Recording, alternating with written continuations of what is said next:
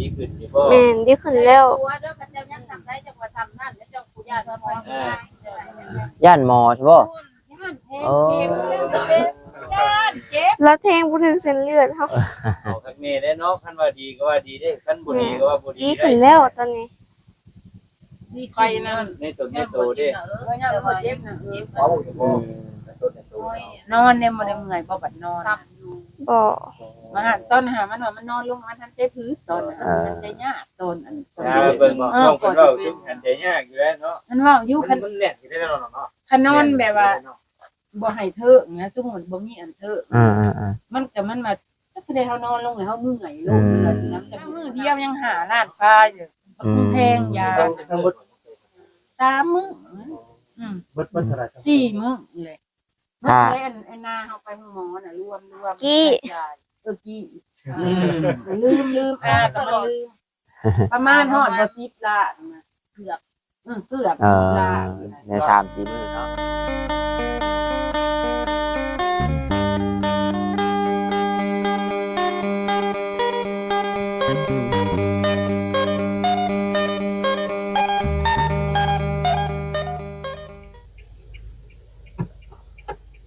น้อยกายลงมานี่พ่วงอะไรพี่น้องเนาะสร้างใหญ่ว่าซั่นแล้วก็ไม้เอาแล้วพี่น้องบ่ตาลงมาแต่กี่พี่น้องเนาะตอน8 ปีพี่น้องเนาะบ่ตาลงมานี่มันยังเพิ่นยังบ่ได้ตกแต่งจังซี่ได้บ่เวียดเด้แล้วก็วงเวียนก็มันยังบ่วงอ้อมอันนี้ยังบ่ใหญ่ขนาดนี้แต่8 ปีว่าตาเคยลงมาเทื่อนึงลงมาแปลงโทรทัศน์พี่น้องเอ้ยโทรทัศน์ต้องได้ลงมาแปลงอยู่สวรรค์พี่ได้บ่เวียดธรรมดาเนาะตะกี้แม่ เนาะลงมาแปลงโทรทัศน์ลุงเปอร์ตะกี้ยังบ่ค่อยทันสมัยนะพอเรียกก็ได้เนาะเอาเนาะสบายดีเด้อเนาะโดยมื้อนี้ก็เปิดภาพเปิดกล้องขึ้นมากอยู่ไดโนเสาร์พี่น้องเนาะวงเวียนไดโนเสาร์ทางลงไปแคมป์ของหรือว่าทางนั้นก็ลงไปด้านหรือว่าขัวมิตรภาพไทยลาวพี่น้องเนาะมื้อนี้ก็สิพากันลงไปหาน้องแป้งพี่น้องเลยก็ลงไปเยี่ยมน้องเพิ่นก่อนเป็นแต่ทางไอ้เตียงเราไปเยี่ยมน้องเพิ่นเนาะแล้วก็ทาง Facebook พี่น้องเลยข่าวพี่น้องเนาะว่าน้องแป้งเพิ่นโอ้ยช้ำในว่าซั่นตอนนี้จังได๋เจ็บในตนในตัวเนาะบ่ตาก็ลงมอบเงินตั้งแต่มื้อนั้นพุ่นแหละแล้วก็บ่ได้ลงไปหาน้องเพิ่นพี่น้องเลยมื้อนี้ก็ลงไปเยี่ยมน้องเพิ่นก่อนว่าซั่นจังได๋ก็ขอกราบทักทายสบายดีกับพ่อแม่พี่น้อง FC กันเบิดสุคนเด้อพี่น้องเด้อเนาะบ่ว่าอยู่ทางฝั่งลาวฝั่งไทยหรือว่าทางต่างประเทศนำพี่น้องเอ้ยก็ยินดีต้อนรับเข้าสู่ช่องของบ่าวตาบ้านเฮาคือเก่ามื้อนี้ก็ลงไป4 คนเนาะบ่าวเวียดบ่าวตาบ่าวแสนบ่าวสาลีมื้อนี้พี่น้องเอ้ยเบิ่งถามอ้ายแล้วก่อนพี่น้องเนาะน้องเพิ่นออกเมื่อแล้วบ่รู้จะได้นี่ไอ้เตียงแล้วก็ออนจะดีเลยก่อนผู้เราเที่ยวลงไปหาผู้มือทีนะ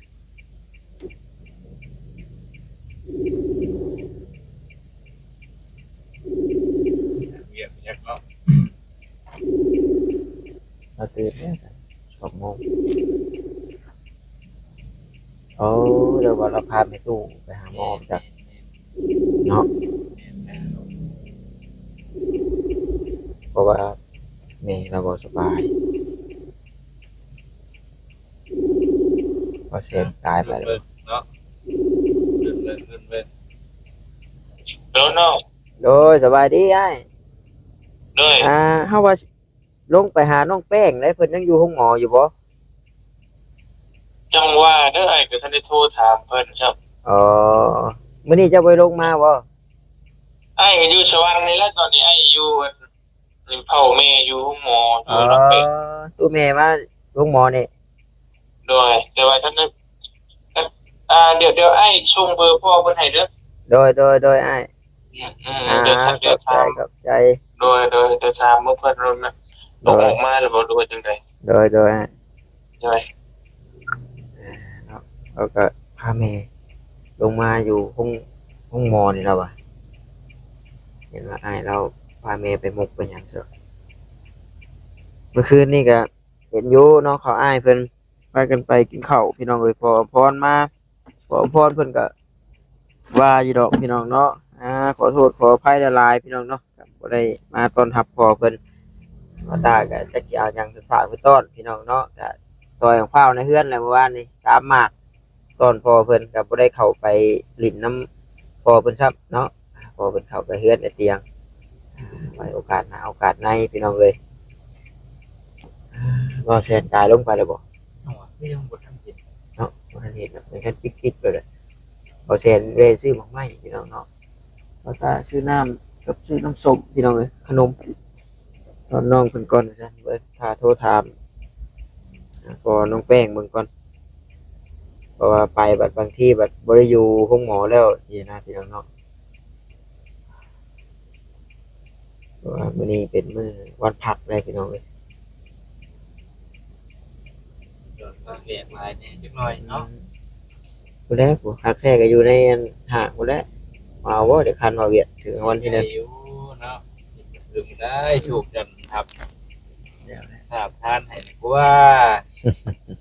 บ่มีตูกังเดียดกังฝนน้ำมูกนะพี่น้องเนาะ มื้อนี้หาเงินกันโอ้ยพี่น้องเนาะบ่คือเก่าทุกข์ก็อาศัยพ่อแม่พี่น้อง FC เบิ่งให้แหละพี่น้องเอ้ยเบิ่งให้แน่เด้อเนาะคือน้องแป้งก็คือเว้าแล้วพี่น้องเนาะบ่าวตาเห็นบางเพจก็ว่าโอ้จนขันสินำตัวน้องเพิ่นไปรักษาอยู่โรงพยาบาลอยู่ไทยพุ่นใดพี่น้องแบบถึกลุมเนาะพี่น้องเนาะมันลดโยเลือดกล้ามเลือดหยังบ่หรือว่าจังไดแล้วจักสิว่าจักมือจักสิว่าจักเข้าจักศอก น้องเพิ่นอ้ายเพิ่นยังหาเบอร์พออยู่บ่เพราะว่าอ้ายเราก็ยังบ่ได้เข้าไปมื้อนี้แล้วเข้าไปแต่ก่อนส่วนครูกรณีก็โอ้ยเนาะเห็นพ่อเห็นแม่มาลูกมือใส่จะก้อมื้อนะพี่น้องนี่แหละเฮ็ดหยังก็มีสติเนาะบ่ให้ใช้อารมณ์พี่น้องเอ้ยสิได้บัดมันมีปัญหาตามมาบัดพ่อแม่เงินที่ซื้อข้าวซื้อน้ำกินก็บ่ทันมีเนาะลำบากบ่แม่น50ล้านบ่หรือว่าคนเดียวบ่50ล้านบ่เวีย คนละนี่บ่ คนละ50ล้านป๋า แล้วก็เปลี่ยนจักเด็กเปลี่ยนไปแล้วเนาะ มึงเด้อจื้อช่วยกันเด้อ59017252 59017252ชื่อได้บ่เวีย59017252ถือว่านี่ ถึงว่า 59017252น่าจะ น่าจะถือจริง ที่คิดตามเบอร์ไผเนาะเอ้ารุ่นเบิ่ง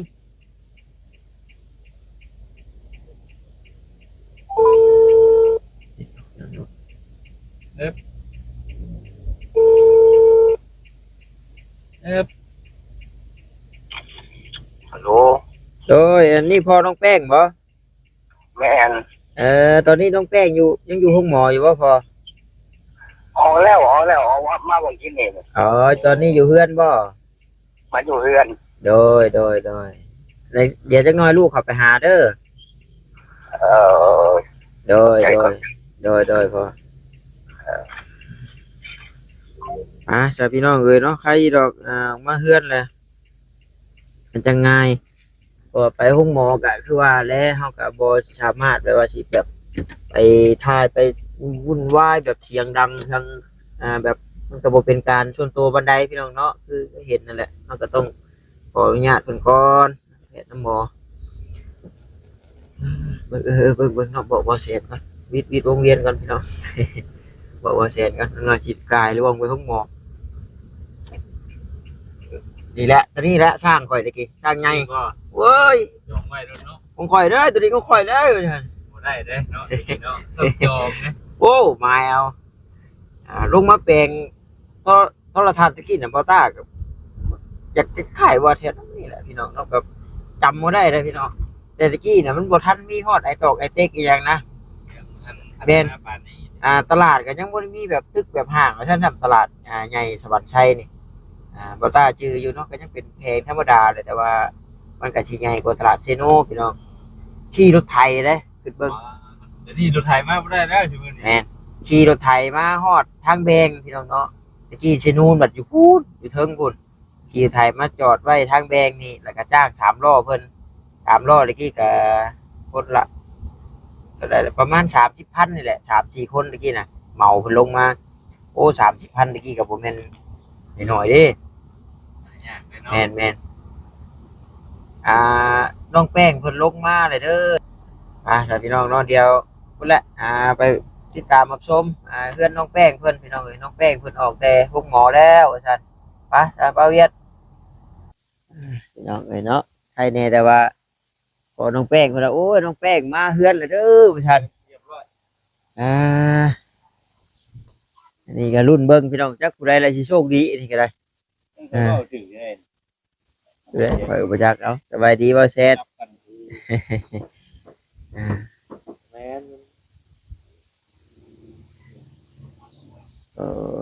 นี่บ่ใช้จะได้หยังมาฝากมาต้อนน้องเพิ่นมื้อนี้ข่อยมีแต่ตัวกับหัวใจคือเก่าเด้อข่อย แล้ว ต่างมาเยี่ยมมาคอยน้องเพิ่นนี่แหละพี่น้องเนาะมาเยี่ยมมายามนี่แหละให้บ่าวเวียดเบิ่งดูจับให้ข่อยก่อนบัดหนึงบ่ได้มาหาน้องเพิ่นได้ผู้นั้นผู้พี่น้องเนาะเบิ่งก่อนเจ้าเอาแล้วบ่เจ้านี่ มาเรื่อยๆก็ได้เนาะ เอาไปแล้วแหละนี่ โอเค นี่ จบ เอากี่ว่าน้องเพิ่นยังอยู่ห้องหมอพุ่นเสียวเนาะ ชื่อนุ่มชื่อ เออ บ่ทันเป็นฮอดรุ่นแน่เนาะ คอยก็โทรถามแม่นไม่เคยเนี่ยแม่นไปจ้ะไปมา4 คนพี่น้องเนาะเบาซาลีเบาแซนเบาเวียดเบาต้ามื้อนี้เบาจิตเบาค่ำกับเบาเผยกูแหละมื้อหน้ายังชวนกันลงมาใหม่พี่น้องเนาะหรือว่าพ่อแม่พี่น้อง FC อยากชนจากซอยเนาะในการสมทบเรื่องปลูกบ้านสั่งเฮือนน้องเพิ่นก็ยินดีเป็นสะพานบุญให้พี่น้องเลยเพราะว่าทางเขาอ้ายเพิ่นก็กำลังรวบรวมเนาะเงินที่เฮ็ดบ้านเฮ็ดเฮือนให้น้องเพิ่นพี่น้องไปใช้ขอเขาก่อนเด้อ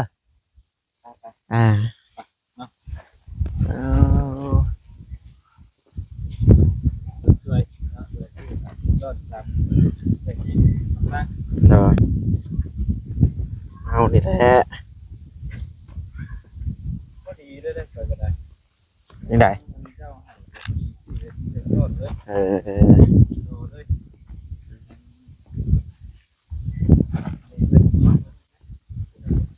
นี่มันอ่อนสิเด็ดเอาไปนึ่งกินนี่ เทียบได้นี่ พักนี่ฮะกินเป็นได้พี่น้องนี่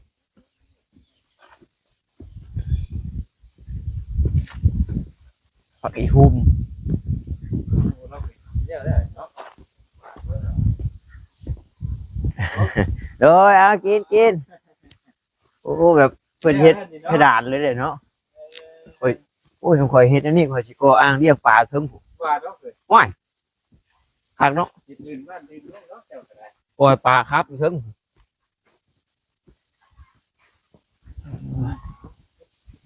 โอ้ยมาแล้ว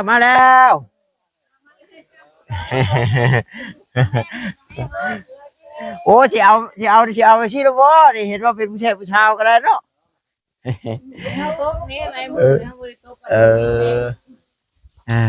กำลังสิชัดครับพูดได้นะ โอ้ยข่อยก็จับชาติห้องหมอไปแล้วก็มาฮักน้องเจ้าที่นี่ว่ะ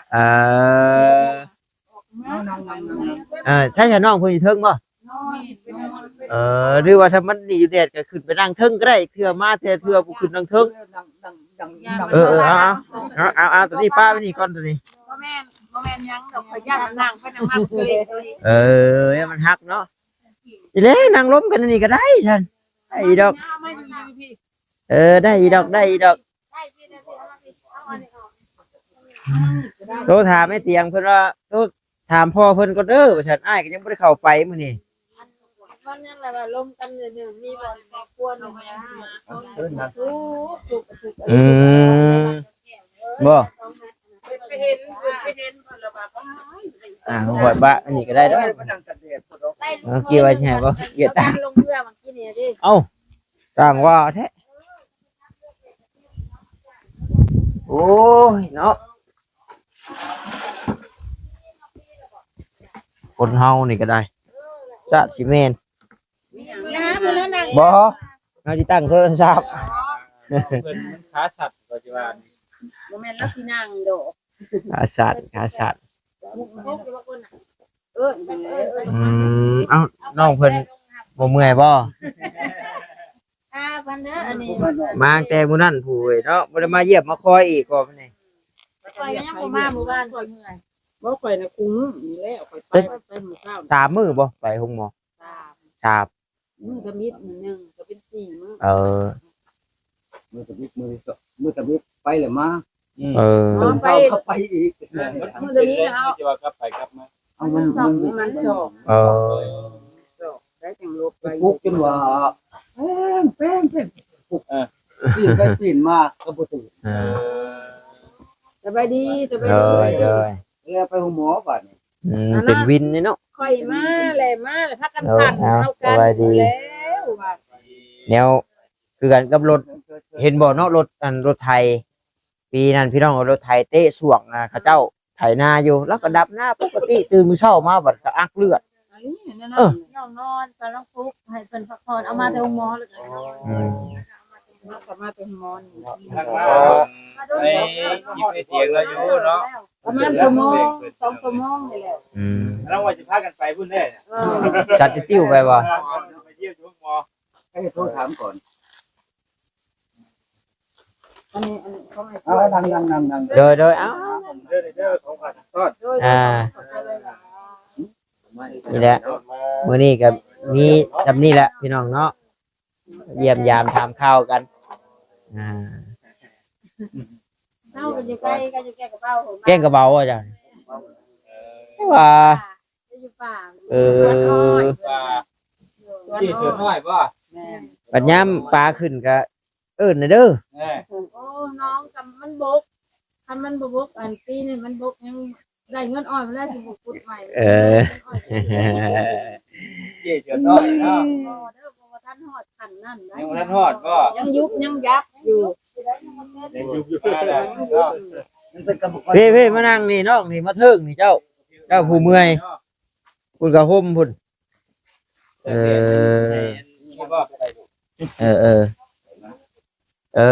นี่อันนี้ก็ได้เอาสบายดีเด้อฉันน้องได้เฮ้ยบาทนี่ ไอ้นี่อยู่บ่ ใครขึ้นแล้ว นั่นอ่ะไป ไปแล้วเนาะ ป่านนั้นว่ามื้อนั้นว่าบ่เจ็บเนาะ นั่นว่าบ่มีเงินบ่ มากินยาคุณยากินยาแก้ปวดเจ็บป่ะ แม่น น้ำยาของหมอน่ะจะ มันนอก อย่าทงหมอ เป็นหมูที่ว่าความคนเก็บในเขตเก็บในเขตนะครับ อย่าว่าหมอเจ็ เจ็บแต่มันยังบ่เจ็บมื้อนั้น ยังหมดเจ็บมันความเว้าแล้วมือที่3ก็เว้ามือที่3ก็อีดีป่ะ แม่นความเว้า เอ้าคนเฮาอยู่ไปแล้วแหละมันช้ำในได้ ไปห้องหมอเขาว่าดีกว่านี่แต่บ่ได้ยาก โอ้ชักยาเพิ่นแล้วเพิ่นชักยาเพิ่นแล้วเพิ่นบ่ให้ห่ม ให้เลยแต่บ่ได้ยาก ตอนแรกน้อยสิย่างบ่ คิดอยู่ หมอจะถาม แต่นี่จะคิดเนาะนี่เดี๋ยวบ่ทันลงมือ ท่านหมอถามว่าจะยากได้บ่อยู่กันยังกำลังว่าสิยากนี่ว่า โอ้ ผู้ปิดป้ายได้ดอก ทำย่างเลยเพิ่นบ่ให้ย่างเนาะ เอาแล้วสิพากัน เพราะว่าปอด ย่างแล้วมันบ่ หมอเขาว่าสู้เพื่อไปหาเขาเป็นญาติแล้วโอ้ยอันตราย เป็นอันใหญ่ให้อันตรายจะเอาสิกล้าเรื่องบ่ เลือดมันสิบ่ละลายดีกว่า โอ้ เดี๋ยวเฮาปิ้งมันปิ้ง4ปิ้งนี่แหละขนาดไปนะ ให้ท่านหมอไปห้อนแล้วเพิ่นจะถามยากก็เลยบอกว่า เป็นจังได๋ กำลังว่าสิยากกำลังว่าสิไปหาใบหน้า นั่งหั่นเจ้านั่งเฮียงหลานหั่นจังบ่เมื่อย เป็นวัดเป็นหมอ2-3มื้อจะไปติดวัดเป็นหมอมา เอาเดี๋ยวเราไปห้องหมอไปแท่งดีวัดยี่ไข่เพิ่นไปแท่งเป็นวัดตื่มเนาะ เพิ่นบ่ย่านเข็มเนาะ เป็นว่าคุณย่านเก็บอยู่ไปอาเพศนำโมหิเช่าได้แต่เก่า เขาเพิ่นแทงมันทันหมอไปแห้งบ่ถูก อ่า มันตากูพึกโอ้ยมันอายคนมัน โอ้ อืม บุญาได้คนมึงไงตั้งให้น้อยนี่ เอาสอบไปเลยเฮ็ดจังได๋จ้ะแม่ว้าย หรือว่าหากอกเท่านี้เนาะ แม่น ประมาณชั่วโมงกว่านี่แหละ มาหอดเดือน ว่าตอนแรกว่าสิพากันเข้าไปเยี่ยมไปยามอยู่ทั้งหมดทั้งมอพุ่นแหละเนาะแต่พอดีว่าทั้งหัวหน้าโทษถามทั้งไอ้เตียงเพิ่นวันนี้เลือดสิว่าซับ ปวดไม่ได้ก็ว่าแน่นแหละ เพิ่นมันสิหั่นให้ ที่นั่นเนาะ ตัวผ่านน่ะที่บัดนี้ ว่ากลับบ้านได้เนาะ โดย ทางขออนุญาตกลับบ้านได้ แต่ว่ามือนี่เป็นมือวันพักพระเจ้าแล้วไปคือว่าเป็นอย่างเนาะบ่นางใบอย่างของ ไปติดตามอาการเพิ่นแล้วเนาะ ไปเอามือจันทร์นะ วันจันทร์เพิ่นจะเฮ็ดใบ เบลให้หมอ เออ เราไม่ได้เป็นวันผัก วันเสาร์เนาะ มือวันจันทร์มองวันจันทร์เขาก็ยังบ่ได้เปิดก็สิบ่ได้อยู่แล้วยังยืนจันทร์แท้วันจันทร์ข่อยค่อยแบบยังยืนมา เจ็บอยู่บ่ตอน อันนี้เป็นนั่น ก็บ่เจ็บแล้วอะนะ นั่นแหละมื้อก่อนเจ็บบ่ เป็นอะไรก็มือที่ว่าตอนที่ไปหาหมอ เอาบัดนี้มาแล้วพวกเอาเป็นมันนอนเนาะตัวอย่างมานอนวันนี้หอนมานอนขึ้นหนึ่งเศร้านี่แหละตายตื่นแล้วลูกมาช่วยนะช่วยนะช่วยนะช่วยนะลูกเอ้ยช่วยนะช่วยนะวิผมปลาแป้งมาแล้วอย่างมาดังนี้น้ำเอา โดย เอาสิมาบาทเลยลงมาเลยมันเลยโอยขึ้นไปนอนกับป้าลูกนอนคิดว่าลูกมันนอนตะก่อนนะ ไม่นอนไปเลยตา หึงตื่น โดย ประมาณว่าเป็นชั่วโมงแหละบ้านพวกแม่บ้านก็จะเลยมาบ้านได้ย้อนพวกแม่บ้านมา เออ เอามาแล้วแม่บ้านมีคนแม่บ้านก็มีรายมา3-4คนบ้านนี้เขาเลยว่าเขาเลยจะปลูก โดย ปลูกมาบังดูว่ะ โดย พอเลยขึ้นไปปลูกแป้ง บ่ได้ฮู้ แล้วอ่อนเล็ก เออ ๆสุกไปสุกมาแป้ ปล่อย งขึ้นมาลูก มาได้จังได๋ใบ พวกมึงก็ อันนั้นแล้ว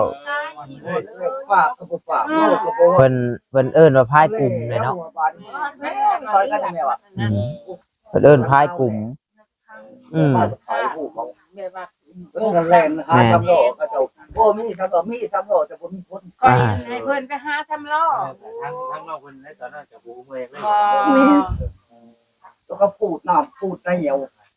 แล้วก็หายใจหวาบขึ้นมาบาด ทางไหนเด้อ เด้อ ใครเนี่ยอันนี้ก่อนเจ้า เด้อเด้อเบิ่งกันนี่แหละเฮ็ดได้มาพ่อได้มาเห็นแหละ ไปเอารถในบ้าน มาแบบ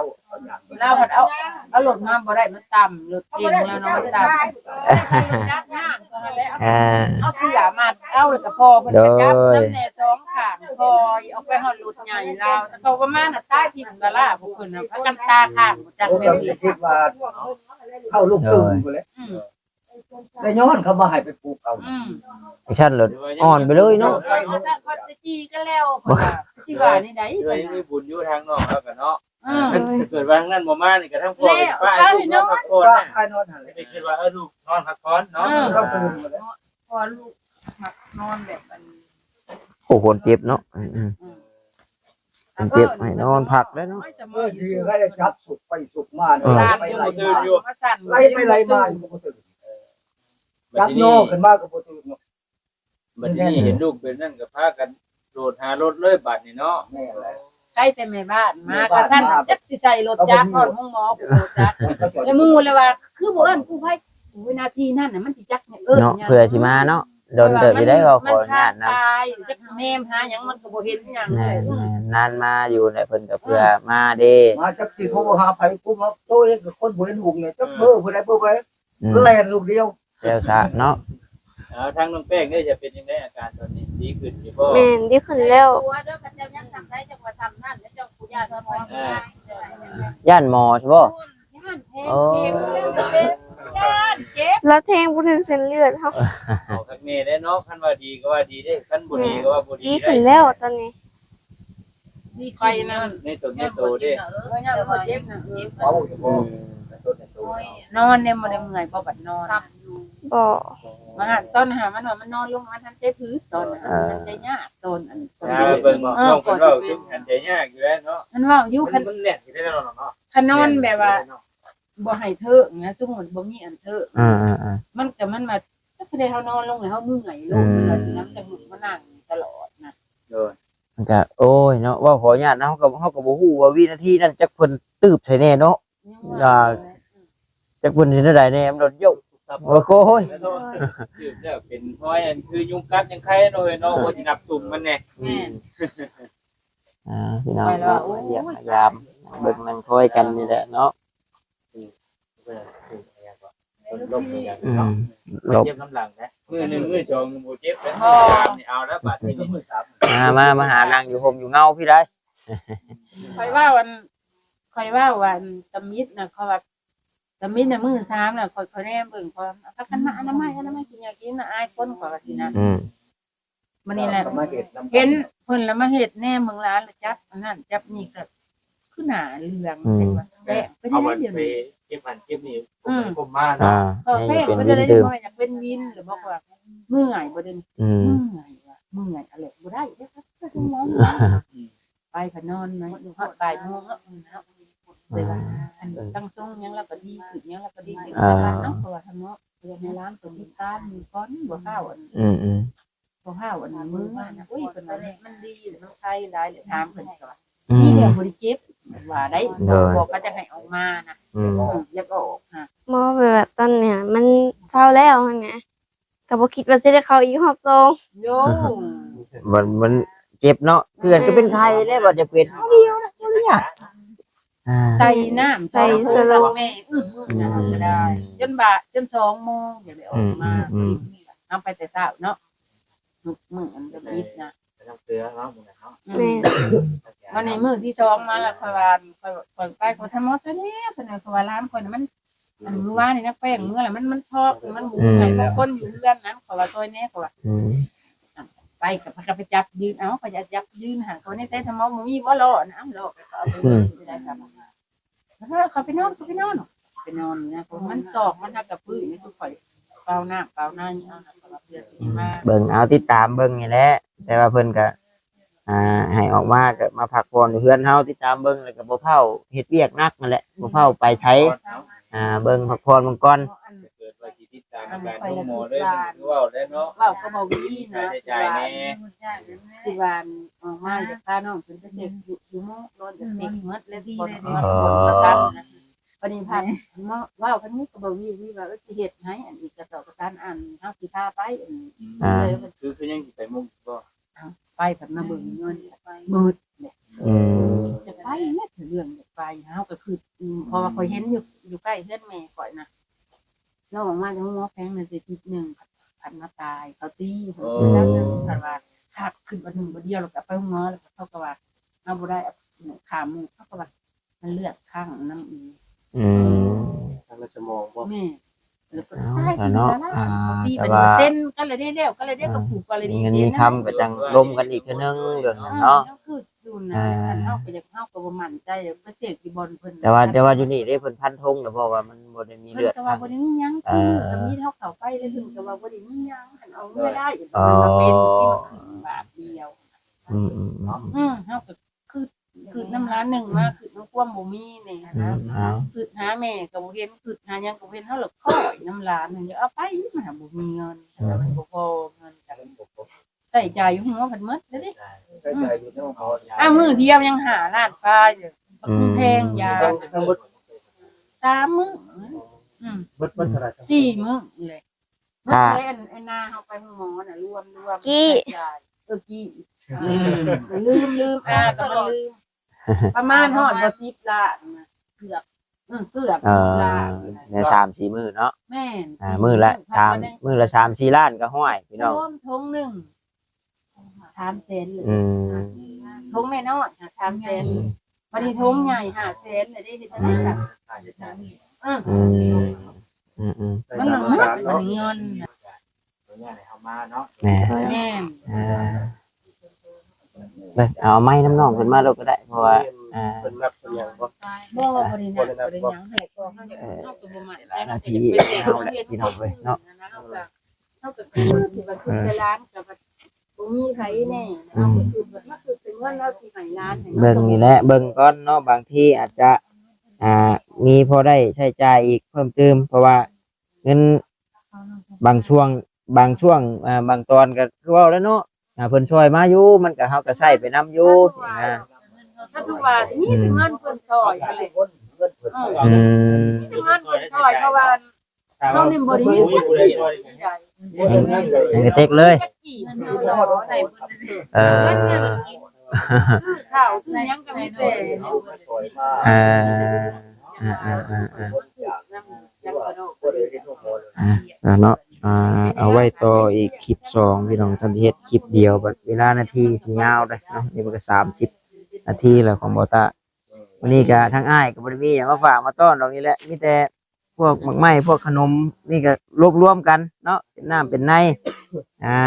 ดีให้เช้าไว้สุขภาพร่างกายแข็งแรงบัดนี้เรียนรักษาเลยแต่พี่น้องเนาะให้ทางทีมงานหรือว่าทางบ่แซนโอ้ลมกับน้องเพิ่มเติมถาเนาะว่าทางคลิปตายาวแล้วพี่น้องเอ้ยเนาะก็สิได้